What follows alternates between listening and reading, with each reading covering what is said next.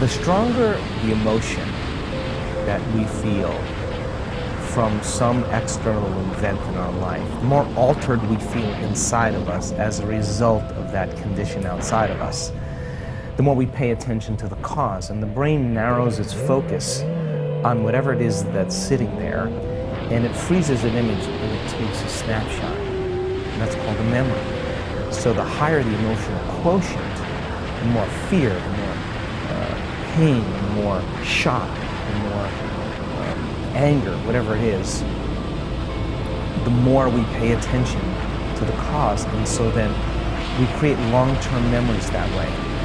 Now the challenge is that every time we think about that trauma, we're producing the same chemistry in the brain and body as if it was happening again. So some people, after an event like that, are literally re-experiencing it 100 times in one day.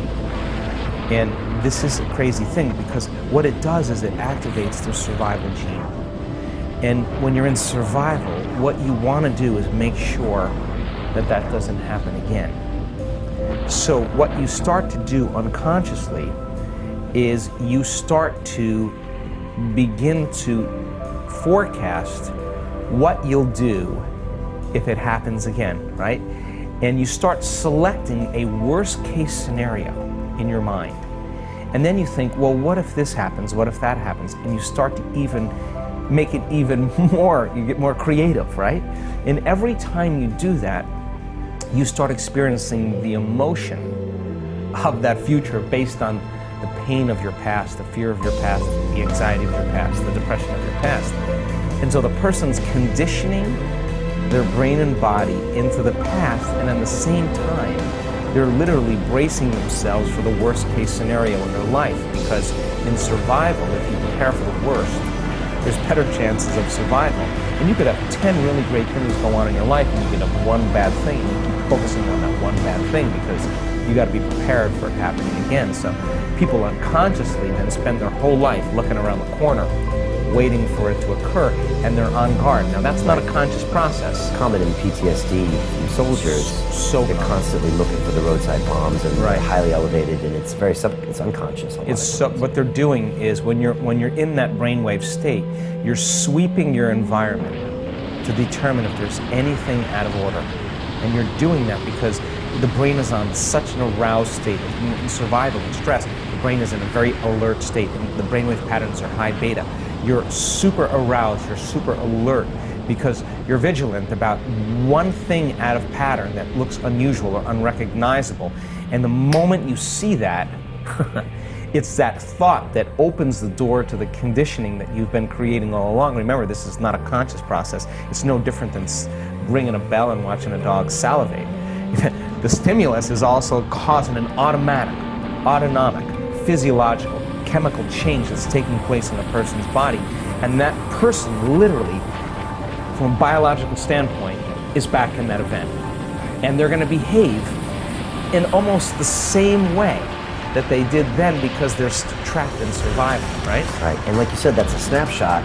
A lot of people never ended up talking about that event because there's a shameful process there. So it literally stays there. You're frozen. You're frozen. You've stopped, from that point forward, you've stopped evolving. What we're saying is that if you can't overcome that emotion, then you can't create anything new, because that emotion is keeping you tacked to the past, right? So then your whole future is written. It's just it's done. Yeah, it's done. It's done. You're in a box, right? You're in a box. So what we know, according to functional scans, is that talking about it helps to diminish some of the emotions, but it doesn't really change the brain and the body that much.